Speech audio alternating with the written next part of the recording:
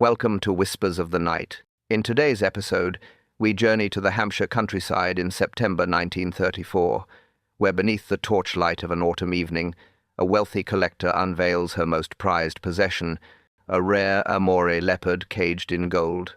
But by dawn, Elena Van Houten lies dead outside the empty cage, apparently mauled by the very creature she sought to possess. Yet, Poirot's little grey cells detect something far more sinister than a tragic accident. What unfolds is a tale of desperate love, cruel tyranny, and a gilded trap that ensnares both predator and prey in ways you'll never expect. Your support truly warms my heart and inspires me to keep creating these stories for you. If you enjoy what you hear, please consider subscribing to the channel. You can also join our membership for ad-free exclusive mysteries. Link is in the description. Before we begin, I'd love to know where you're joining from. Reading your comments truly brightens my day. Now, settle in with a hot cup of coffee. Stay curious, and let's discover how even the most elaborate cage cannot contain the human heart's capacity for both love and murder. The Gilded Cage Murder, Chapter 1, An Invitation to Wonder. It was on a particularly dreary Tuesday morning in late September 1934 that the peculiar invitation arrived at our flat in Whitehaven Mansions. I had been perusing the morning papers, my attention divided between reports of rising tensions in Germany and the rather more pleasant account of England's cricket prospects, when the doorbell rang with unusual insistence. George Poirot's impeccable manservant answered the summons and returned bearing a card on his silver salver. Behind him stood a tall young man of perhaps 30 years, possessed of that particular brand of good looks one associates with struggling artists or impoverished younger sons of good families. His dark hair was carefully brillianted, his bearing erect. Yet I noticed with that attention to detail Poirot had been attempting to instill in me for years that his cuffs, though clean, showed the telltale signs of frequent mending. "Mr. Richard, hail to see Monsieur Poirot," George announced with his customary gravity. The young man stepped forward with an apologetic smile that transformed his rather austere features. "Captain Hastings, I presume. I do apologize for calling at such an early hour, but Mrs. Vanton was most insistent that I deliver this invitation personally. At the mention of Elena Vanton's name, I confess my interest quickened considerably. The lady was something of a legend in society circles, a wealthy American widow who had married into one of England's oldest families and had, since her husband's death 5 years prior, devoted herself to collecting exotic treasures with an enthusiasm that bordered on the obsessive. The newspapers delighted in chronicling her latest acquisitions: Ming vases purchased at astronomical prices, Egyptian artifacts of dubious provenance, and most recently, living creatures so rare that zoological societies worldwide envied her private menagerie. "Ah, Mr. Hale," came Poirot's distinctive voice from the doorway of his study. My friend emerged, immaculate as always in his morning dress, his patent leather shoes gleaming like mirrors, his magnificent moustaches waxed to perfect symmetry. "You are, I believe, Madame Vanton's private secretary, n'est-ce pas?" The young man nodded, seemingly unsurprised that Poirot should know his position. "For the past 18 months, yes, Mrs. Van Houten particularly wished me to extend this invitation to you both for this weekend. She is planning something rather special, an unveiling of her latest and she claims most spectacular acquisition." Poirot accepted the heavy cream envelope that Hale preferred, examining it with those keen green eyes that missed nothing. The paper was of the finest quality, the Vanton crest embossed in gold. As he extracted the invitation with deliberate care, using his silver paper knife with the precision of a surgeon, I observed our visitor more closely. Richard Hale possessed that quality of restrained energy one often finds in men who have known better circumstances. His suit, though well cut, was perhaps 2 seasons old, and his shoes, while polished to a high shine, showed wear at the heels. Yet he carried himself with dignity, and there was intelligence in his grey eyes that suggested depths beyond his current station. "Trainees," murmured Poirot, scanning the invitation. Madame Vanton requests our presence at Marrowby Manor for what she terms exhibition without parallel in England. She is certainly given to the dramatic phrase, "This lady, Mrs. Van Hatton, does nothing by halves." Hale replied with a slight smile that suggested both admiration and perhaps a hint of resignation. She has spent the last 6 months arranging for this particular acquisition. The entire estate has been in uproar, preparing for its arrival. "And the nature of this treasure?" I inquired, my curiosity thoroughly aroused. Hale's expression became carefully neutral. "I'm afraid Mrs. Van Ston has sworn me to absolute secrecy. She wishes it to be a complete surprise for her guests. I can only say that it is unique, even by her standards." Poirot folded the invitation with meticulous care. "The handwriting, it tells me much," he observed, tapping the envelope thoughtfully. "This is a woman of strong will, of determination, but also, how do you say, of one who must possess absolutely what she desires. The pressure of the pen, the formation of the letters, they speak of one who does not accept the word no with grace. A flicker of something. Was it recognition?" Crossed Hale's features, but he merely nodded. "You are remarkably perceptive, Monsieur Poirot. Mrs. Van Houten is indeed a woman of considerable determination." "We shall be delighted to attend," Poirot declared, though I noticed he had not consulted me on the matter. "At what hour does Madame Vanton expect us?" "If you could arrive by Friday afternoon. The unveiling will be Saturday evening. But Mrs. Vanton particularly hoped you might enjoy the full weekend. She has assembled quite an interesting party. Sir Mortimer Bland, the magistrate, Mr. Curthers from the Royal Zoological Society, Dr. Pembroke, who I believe has some reputation as a naturalist, and, of course, various members of the county families."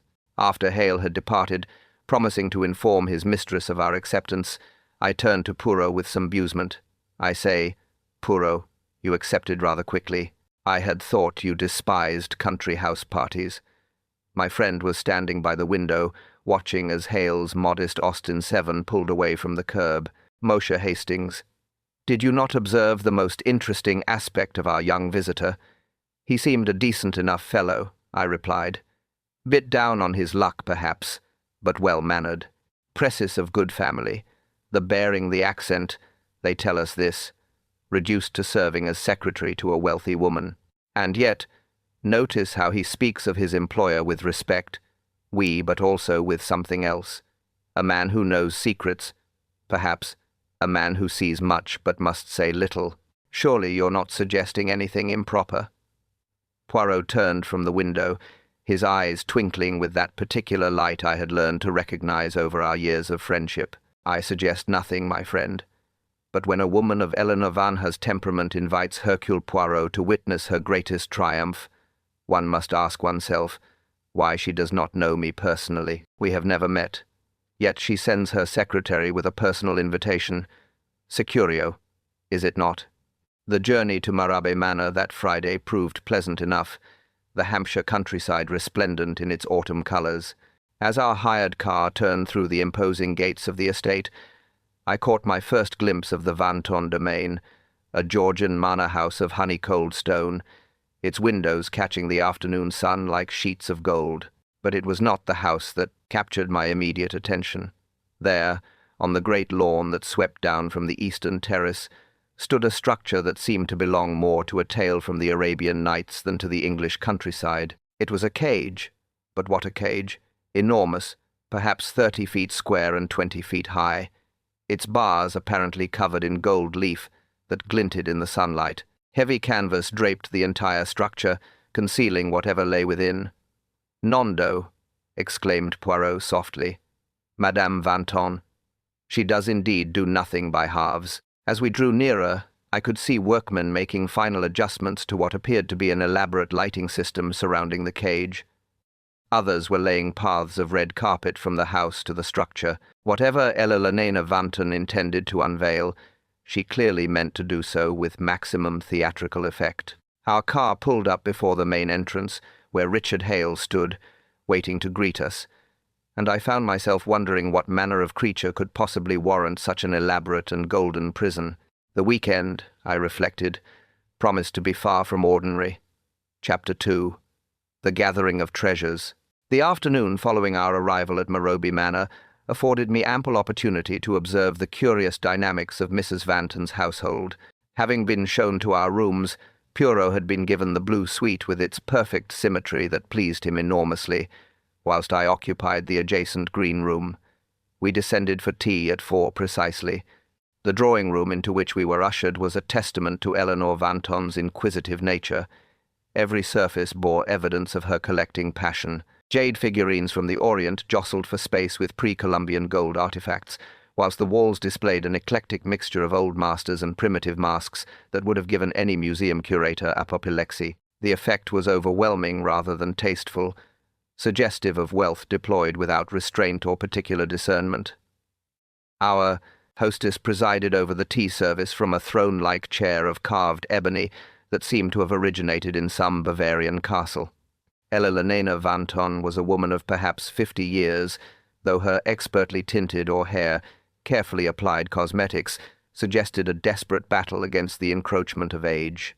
Her face bore the sharp, predatory features of one accustomed to getting precisely what she wanted, and her pale blue eyes held a calculating gleam that reminded me uncomfortably of a cat observing a mouse. "Mr. Poirot," she exclaimed, extending a hand heavy with rings. "How absolutely delightful that you could accept my invitation. Your reputation quite precedes you. When I learned you were in London, I simply had to have you here for my little unveiling." The phrase had to have seemed particularly characteristic of our hostess, delivered as it was, with the certainty of one who collected people as readily as she collected artifacts. "You are too kind, madame," Pooh replied with a small bow. "Your invitation, it intrigued me greatly. Such mystery, such anticipation, you create. Mystery is the spice of life, don't you think?" Mrs. Vanton's laugh had a brittle quality, like crystal on the verge of shattering. "But where are my manners? Allow me to introduce the members of my household." She gestured imperiously toward a young woman seated by the window, who had been so still and quiet that I had initially overlooked her presence entirely. As she rose and approached, I found myself quite struck by her appearance.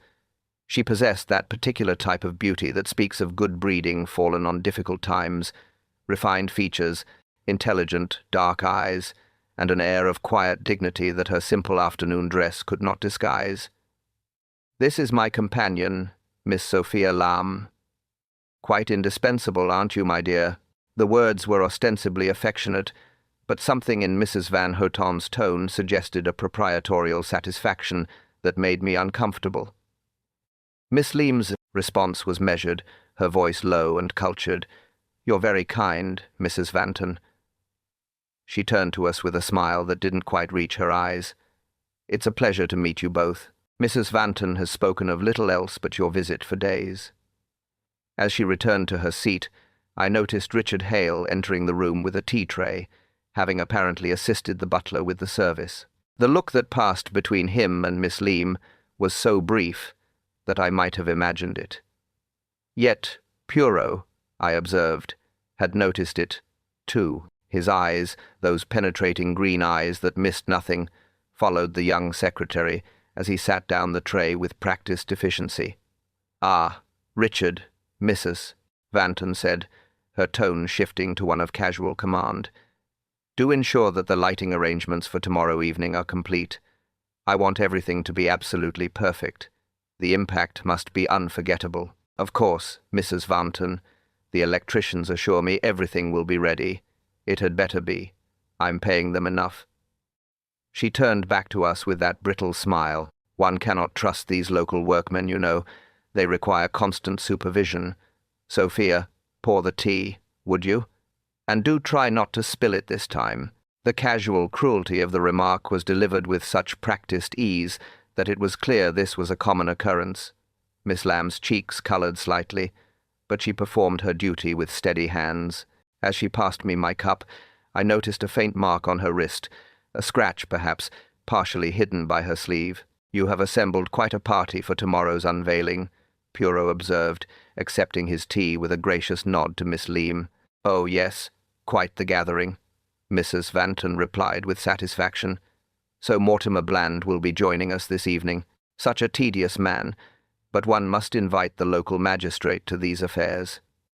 Mr. Curthers, from the Royal Zoological Society, arrived this morning. He's quite beside himself with curiosity about my latest acquisition, and Dr. Pembroke, who claims to be something of an expert on exotic fauna, though between you and me, I suspect he simply enjoys the free champagne. As she spoke, I found myself studying the interactions between the three younger people in the room. Richard Hale had positioned himself near the fireplace, ostensibly reviewing some papers, but his attention frequently strayed to where Miss Lamb Saturday. She, for her part, seemed determined to focus entirely on her needlework, though I noticed her fingers trembled slightly whenever Mrs. Vanton addressed her directly. "Tell me, Miss Lamb," I ventured, hoping to ease the young woman's obvious discomfort, "have you been with Mrs. Van Hulten long?" 2 years this November," she replied, looking up with what seemed like gratitude for the distraction. Mrs. Vanton was kind enough to take me on after my circumstances changed. Sophia's father was a gentleman, Mrs. Vanton interjected with that same proprietary tone, but unfortunately possessed no head for business. When he died, poor Sophia was left quite destitute. Naturally, I couldn't let the daughter of an old acquaintance fall into actual poverty. Though, she added with a laugh that contained no warmth, I sometimes wonder if I've been too generous. Young women today have such ideas above their station. Don't you find? The atmosphere in the room had become distinctly uncomfortable. Richard Hale's jaw tightened perceptibly, whilst Miss Lamb's needlework received such concentrated attention that I feared she might pierce straight through the fabric. "I believe," Poirot said smoothly, "that generosity is never misplaced when it provides opportunity for those in genuine need. You are to be commended, madam." Mrs. Van Hahn pined at this, missing entirely the subtle emphasis Poirot had placed on the word genuine. Later, as I took a turn about the gardens before dinner, I came upon a scene that gave me pause. In the conservatory, partially hidden behind a display of orchids, Richard Hale and Sophia Lamb stood in urgent conversation. Their voices were too low for me to distinguish words, but the intensity of their manner was unmistakable. As I watched, Hale reached out as if to take her hand, but she pulled away, shaking her head vigorously. At that moment, they became aware of my presence. They sprang apart with such guilty haste that there could be no doubt about the nature of their relationship. Miss Leam murmured something about checking on dinner arrangements and hurried past me, her face crimson. Hale remained, attempting to appear absorbed in examining a particularly exotic bloom. "Interesting specimens. These orchids," I offered, feeling rather awkward about the entire situation. "Yes," he replied, his voice carefully neutral. "Mrs. Vanton is particularly proud of them. Some are worth hundreds of pounds." There was something in his tone when he spoke of value that suggested deeper currents of meaning. As I continued my walk, I encountered Poirot seated on a garden bench, apparently absorbed in contemplation of the golden cage, still shrouded in its canvas covering. The evening sun caught the gilt bars that were visible beneath the draping, creating an effect both beautiful and somehow sinister. "What do you make of our fellow guests, Hastings?" he asked without turning. "Rather a rum lot," I replied, taking a seat beside him. "That poor Miss Lamb seems to have a thin time of it, and I rather suspect there's something between her and young Hale. May we, the young secretary and the paid companion. It is a situation as old as time itself, is it not? The two who have nothing thrown together in the house of one who has everything." He stroked his moustache thoughtfully. "Tell me, what did you observe about our hostess's treatment of Mademoiselle Leam? Frankly cruel, I'd call it. Unnecessary jibes and cutting remarks precism. And yet the young lady endures it. Why do you think financial necessity? I suppose she has nowhere else to go. Perhaps, or perhaps there is more. Did you notice more, Nami, how Madame Vanton spoke of changing her will, how she looked at Miss Lamb when she said it? I had not in fact noticed this, but before I could reply, the dinner gong sounded across the grounds. As we rose to return to the house, Poirot paused, looking back at the shrouded cage. "Tomorrow night, Hastings, Madame Vanton, will reveal what she believes to be her greatest treasure, but I think perhaps the most interesting revelations may not be the ones she intends. The evening ahead promised to be fascinating, though I could not then have imagined how tragically prophetic my friend's words would prove to be. Chapter 3. The Beast Unveiled. The evening of Elena Vanton's grand revelation arrived with all the pomp and circumstance one might expect from a woman of her theatrical disposition. The day had been spent in elaborate preparation, with servants scurrying about like ants before a storm, arranging flowers, polishing silver, and transforming the already opulent manor into something resembling a royal palace prepared for state occasion. I had spent the morning in the library with Poirot, who seemed more interested in examining Mrs. Vanton's collection of antique manuscripts than in the excitement pervading the household. His attention was particularly drawn to a series of account books dating back several decades, though when I inquired about his interest, he merely murmured something about the patterns of acquisition, revealing the nature of the acquirer. By 7 the guests had assembled in the drawing-room, now augmented by those who had arrived specifically for the evening's entertainment. So Mortimer Bland, the local magistrate, proved to be a fit gentleman of 60, with the bearing of one who had spent too many years passing judgment on his fellow men. Mr.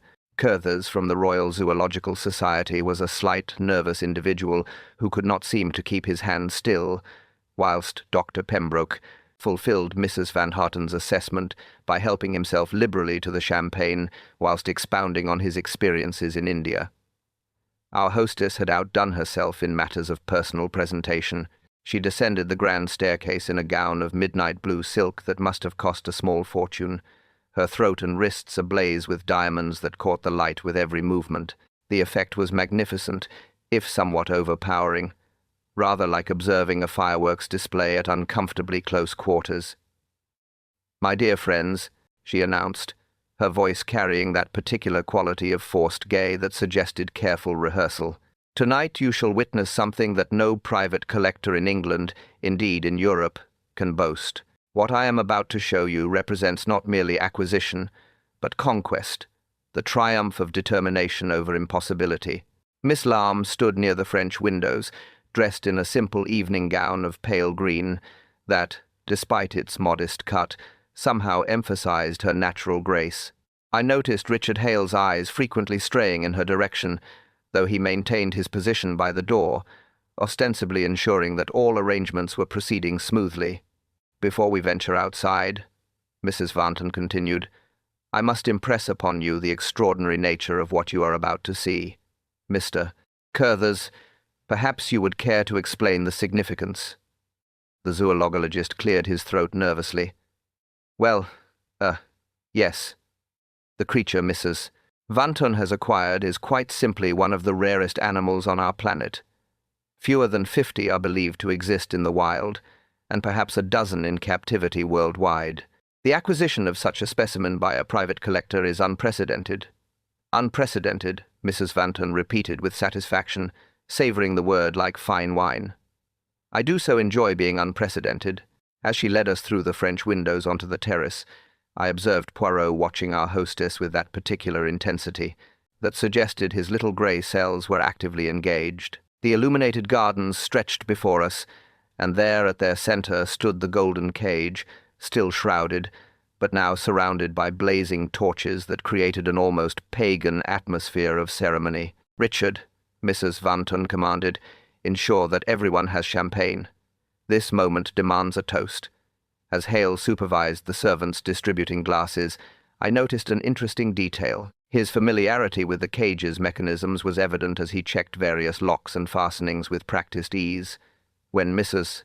Vanton observed this, her expression tightened momentarily.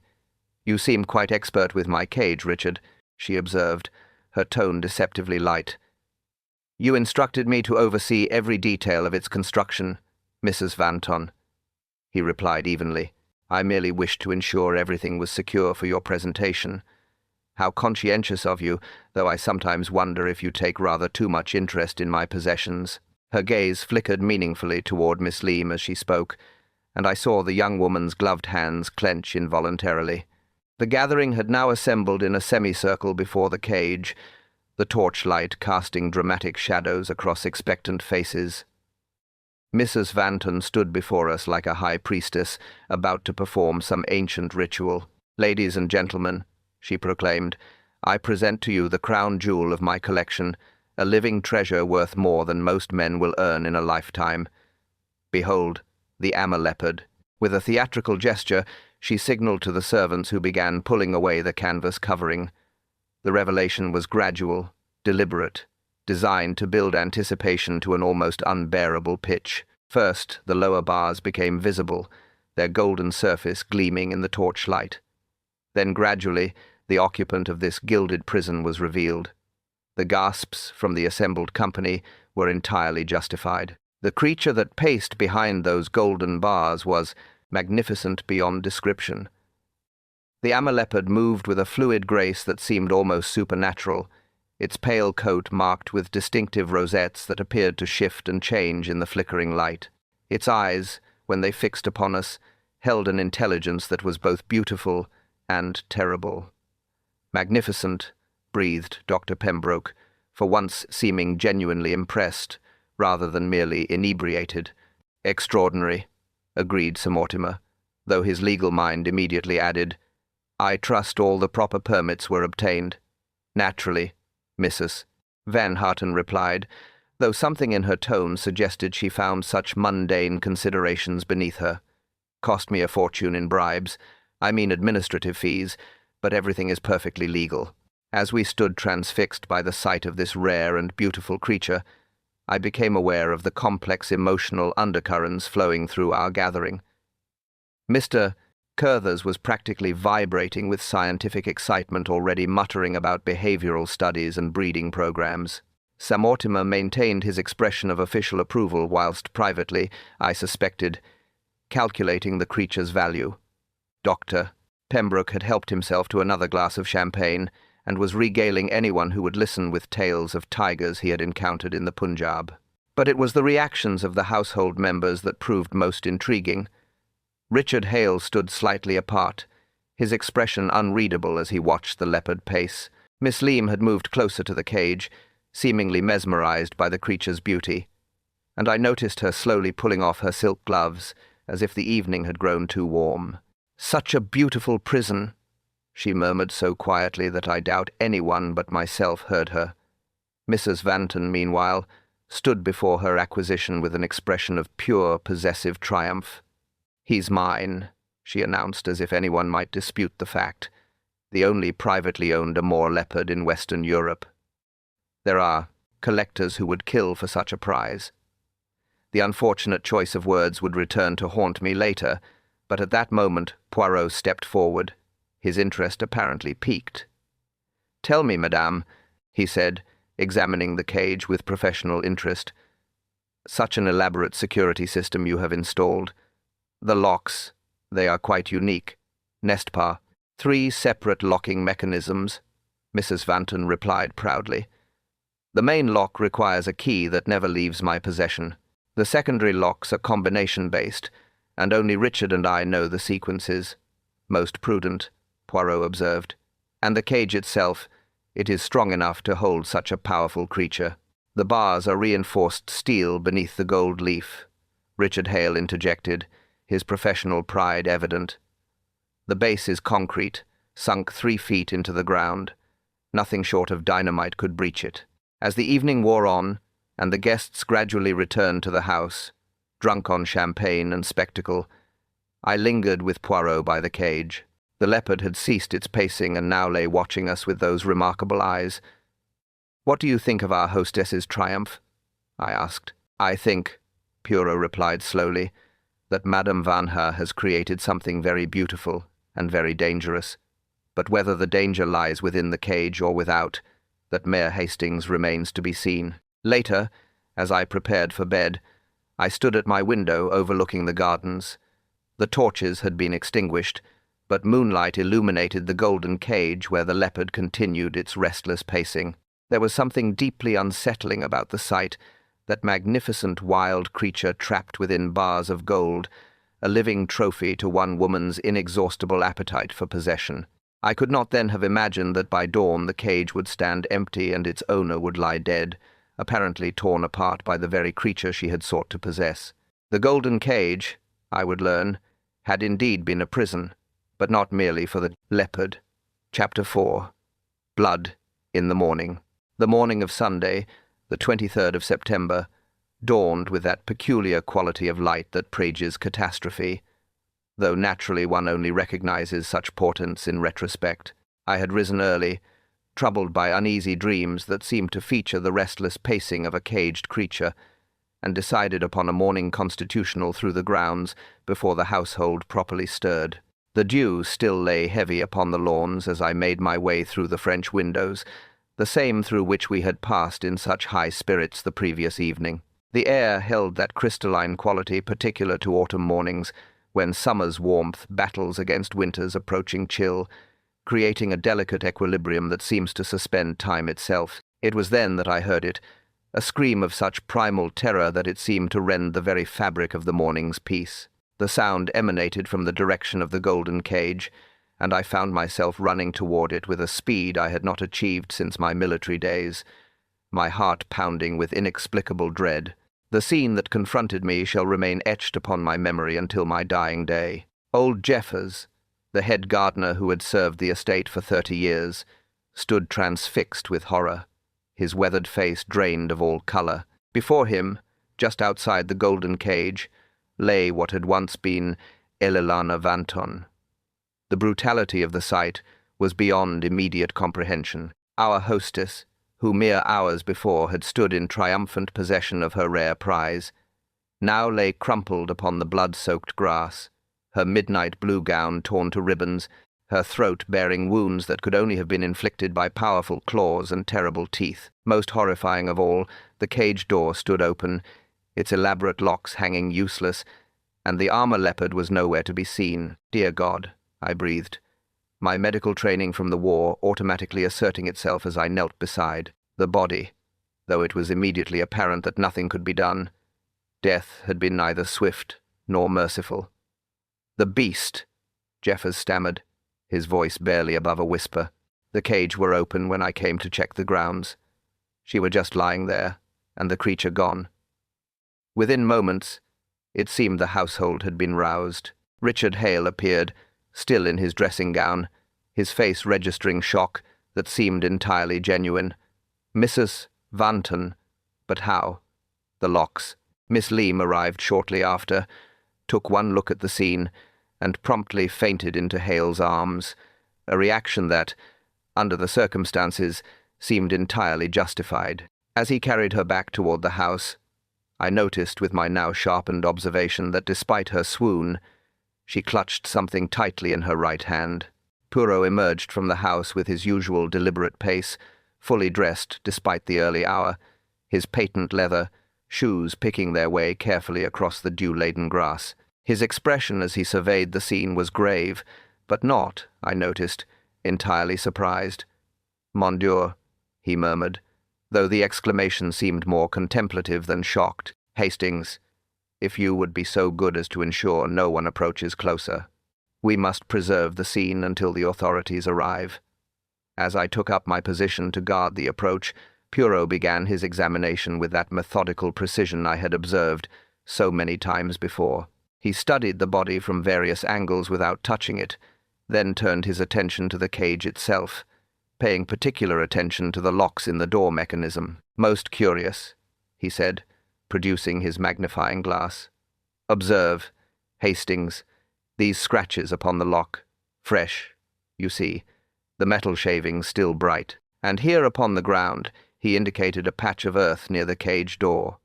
"The footprints, they tell an interesting story." Before he could elaborate, the local constabulary arrived in the person of Sergeant Morrison, a sturdy Hampshire man who looked distinctly out of his depth. Upon learning of Poirot's identity, however, he wisely deferred to my friend's expertise, whilst dispatching urgent messages to Scotland Yard. By midday, Inspector himself had arrived from London, bringing with him a team of investigators and, crucially, several men equipped to hunt for the escaped leopard. "Well," Poirot said, surveying the scene with professional grimness, Seems clear enough to me. Dangerous animal escapes. Attacks the first person it encounters. Tragic but straightforward. Is it indeed my good jab? Then perhaps you can explain how the leopard, having no opposable thumbs, managed to unlock 3 separate mechanisms, each requiring different methods of opening. Japp's confident expression faltered slightly. Well, perhaps someone forgot to lock it properly last night. Perhaps, Poirot conceded, though his tone suggested otherwise. Let us speak with the household. There are questions that require answers.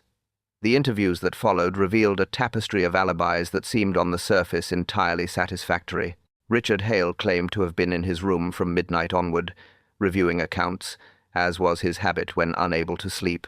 He produced several sheets of calculations as evidence, though I noticed his shoes, set neatly by his door, bore traces of mud that seemed fresh. Miss Lamb, having recovered from her faint, stated that she had retired immediately after the evening's festivities with a severe headache, a claim supported by the housemaid, who had brought her a powder for relief around 11. When asked about a fresh scratch upon her wrist, clearly visible now that she wore a morning dress with shorter sleeves, she explained that she had caught it upon a rose thorn whilst picking flowers for Mrs. Vanton's breakfast tray the previous day, though I suppose, she added with a bitter note that seemed born of shock, there will be no need for such arrangements now. The other guests, Sir Mortimer, Mr. Curthers, and Dr. Pembroke, had all retired to their rooms by midnight, and claimed to have heard nothing until the commotion of the morning. The servants, quartered in a separate wing, similarly professed complete ignorance of the night's events. It was, as Poirot examined the wider grounds, that more intriguing evidence emerged. Wagon tracks, deep and fresh, led from the vicinity of the cage toward the estate's rear entrance. When questioned, none of the staff admitted to any knowledge of nocturnal vehicle movements. The leopard, Mr. Curthers ventured nervously. It must be found immediately. Such a creature frightened and far from its natural habitat. There's no telling what damage it might do. Indeed, Poirot agreed, though something in his expression suggested his thoughts were elsewhere. Tell me, Masukas, what would such a creature be worth upon what we might call the unofficial market? The zoologist's eyes widened. Are you suggesting? But surely no one would. I mean, the risk. I suggest nothing, Poirot replied mildly. I merely inquire.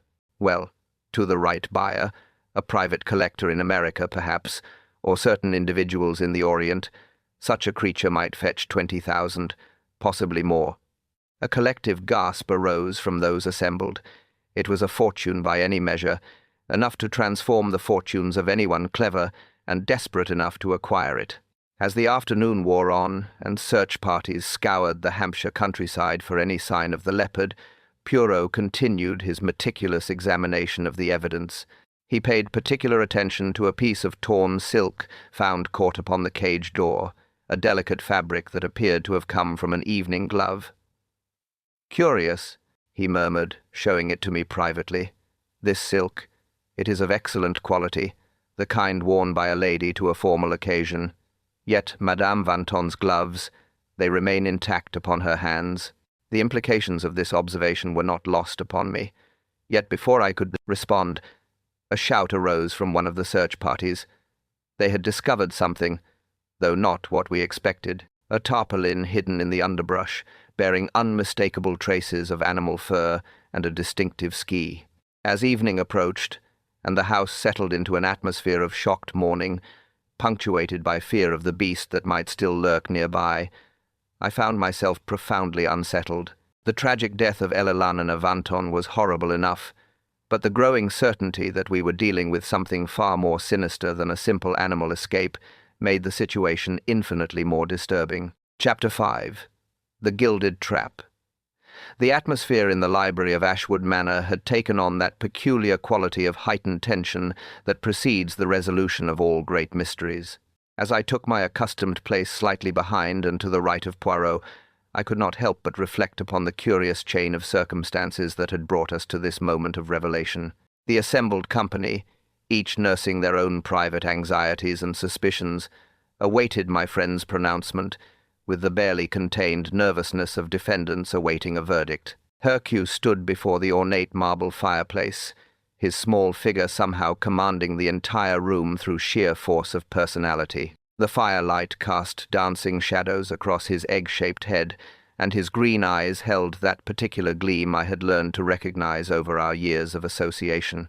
The look of a man who has unraveled a particularly complex puzzle and takes professional satisfaction in its solution.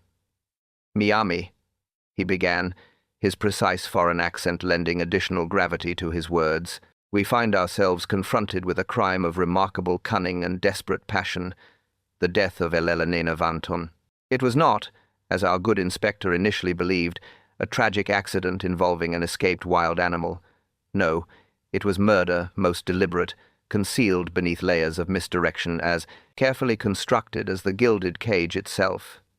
Inspector shifted in his chair, his weathered features expressing professional skepticism, tinged with grudging respect. "Now see here, Poirot, the evidence clearly shows." "The evidence shows precisely what it was meant to show," Poirot interrupted with a raised hand. "But evidence, like a painted canvas, can be arranged to create an illusion. Let us strip away these carefully applied layers and reveal the truth beneath." He began his measured pacing, each step deliberate, his patent leather shoes clicking against the polished floor with metronomic precision.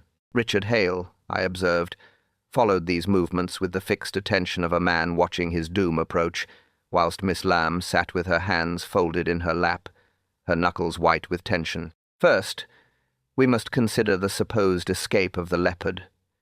This magnificent creature, worth a fortune to unscrupulous collectors, somehow masters the intricacies of 3 separate locking mechanisms. The main lock requiring a specific key, 2 combination locks requiring precise knowledge of their sequences. Is this believable? I think not.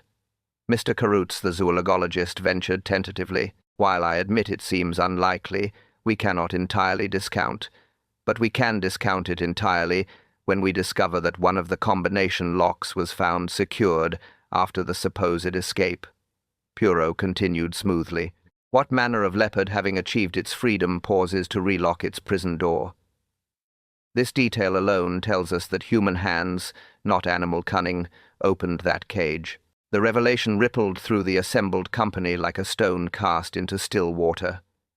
I noticed Sir Mortar Bland leaning forward with the alert interest of a magistrate scenting legal complexities, while Dr. Pembroke seemed to have sobered entirely under the weight of unfolding revelations. "Now let us examine the condition of Madame Vanton's body," Poirot continued, his tone taking on a clinical detachment.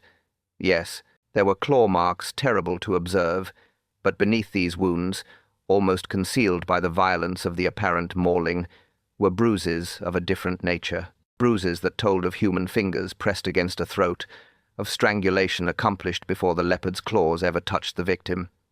Miss Leam's sharp intake of breath was audible in the hushed room. Her hand rose involuntarily to her own throat, a gesture that did not escape keen observation.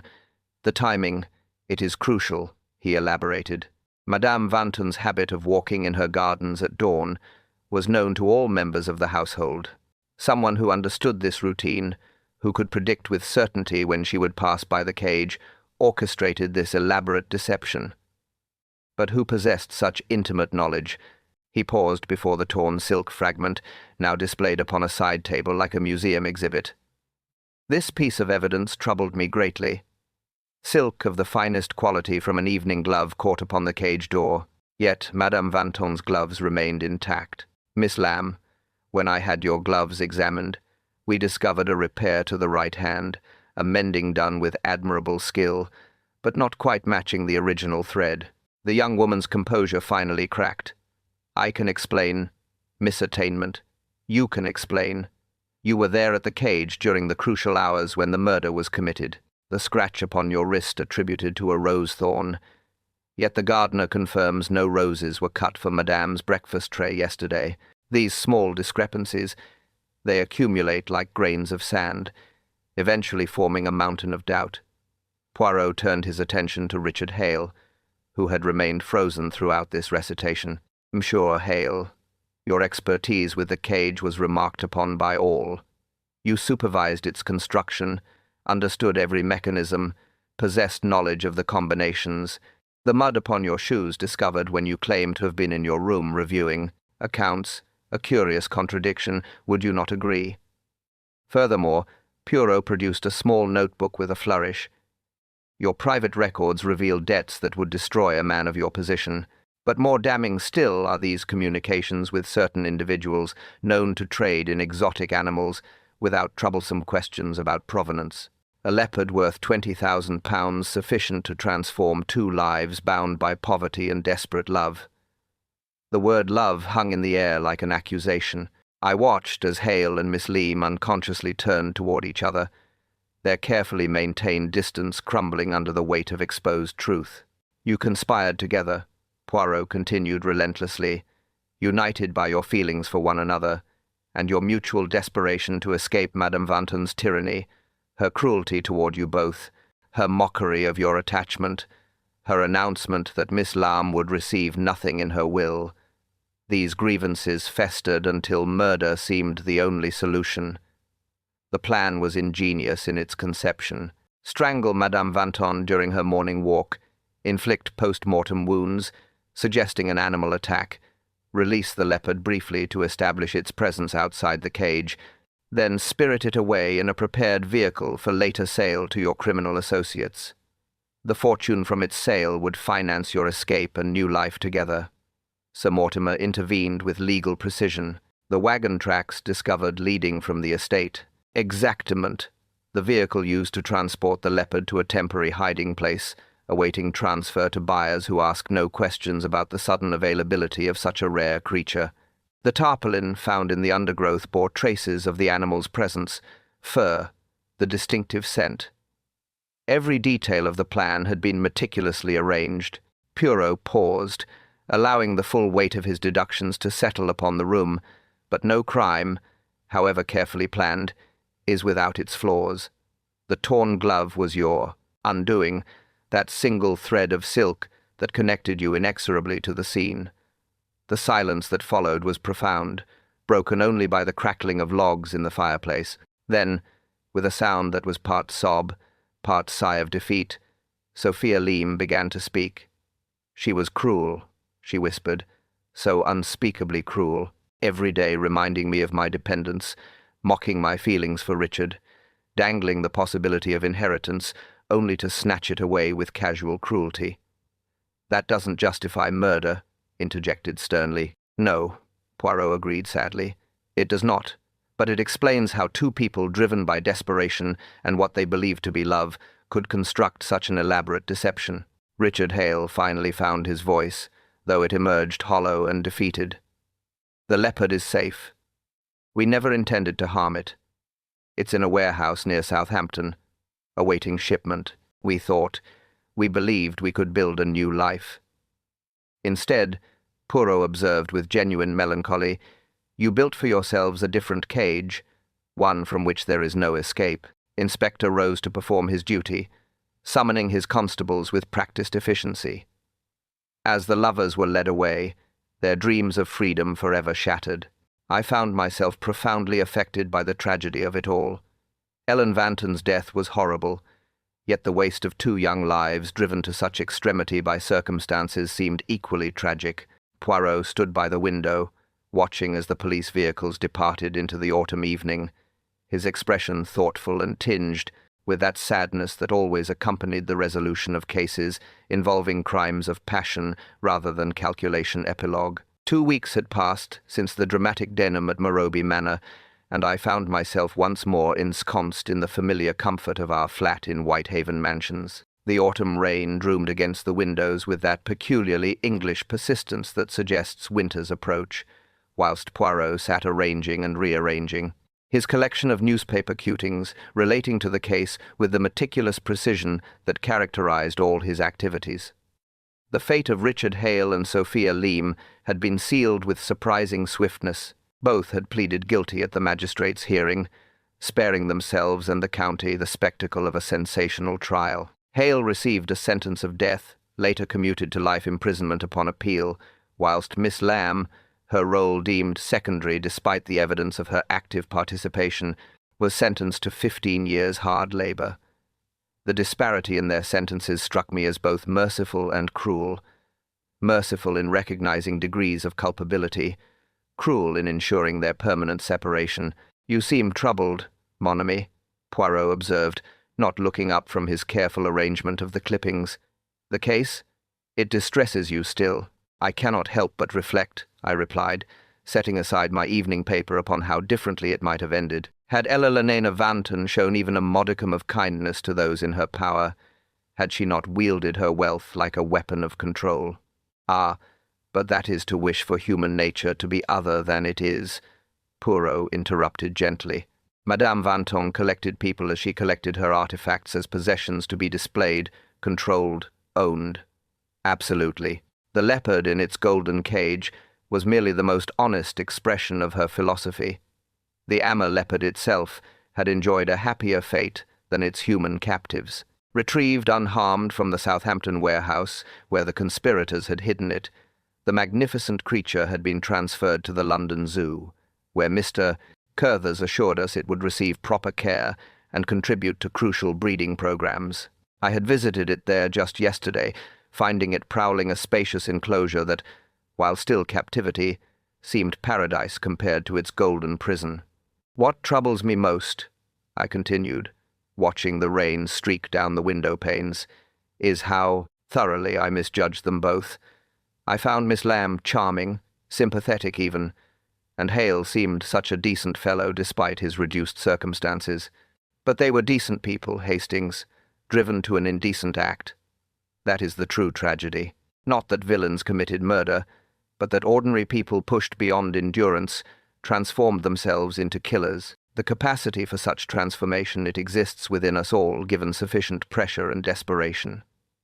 George entered with the evening post, which included a letter bearing the Marrowby Manor crest. Poirot opened it with his characteristic deliberation, his eyebrows rising slightly as he scanned its contents. "Here it is from the solicitors handling the Vanton estate. The manor is to be sold, the collections dispersed at auction. But there is a curious codicil.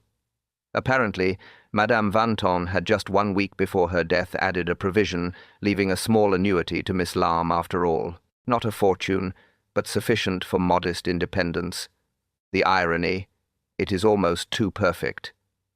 I felt a chill that had nothing to do with the autumn weather. You mean to say that had they waited merely a week longer, Miss Lamb would have discovered herself possessed of the means to leave, to establish herself independently, perhaps eventually to marry Miss Hale without the taint of servitude. But patience, like mercy, was a virtue neither Madame Vanton nor her victims possessed in sufficient quantity. We sat in contemplative silence for several minutes, the only sounds the rain against glass and the gentle ticking of Poirot's prized mantelpiece clock. Finally, my friend spoke again, his voice carrying that philosophical tone I had come to recognize over our years of friendship.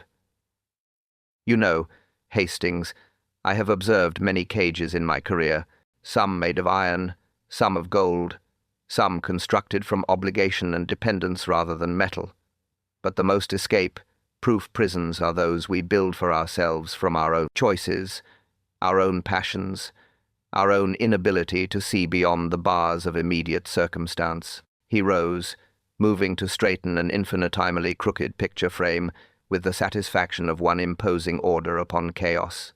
Elena Vanton built a golden cage for her leopard, but she herself lived within a prison of possession and control. Her victims, seeking to escape their own cage of poverty and humiliation, constructed instead a trap from which there could be no escape. As I said to you at the scene, those who seek to cage others often cage themselves most thoroughly of all. The evening drew on, bringing with it the comfortable domesticity of George's excellent dinner and the familiar rhythm of our shared residence. Yet I could not entirely shake the melancholy that the case had instilled, the sense of waste and tragedy that no amount of clever detection could prevent or repair.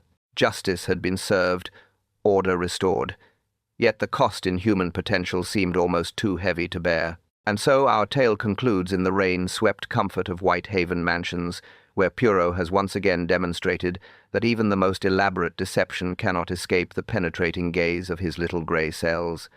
The golden cage stands empty now, its former captive free at the London Zoo, while those who sought freedom through murder have built for themselves a prison from which there is no escape. What did you think of this mystery? I'd love to hear your thoughts and theories about this episode.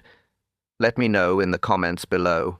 If you enjoyed this episode, please give this video a like and subscribe for more detective stories. Until next time, keep your wit sharp and your curiosity keen. This is Alfie signing off from Whispers of the Night.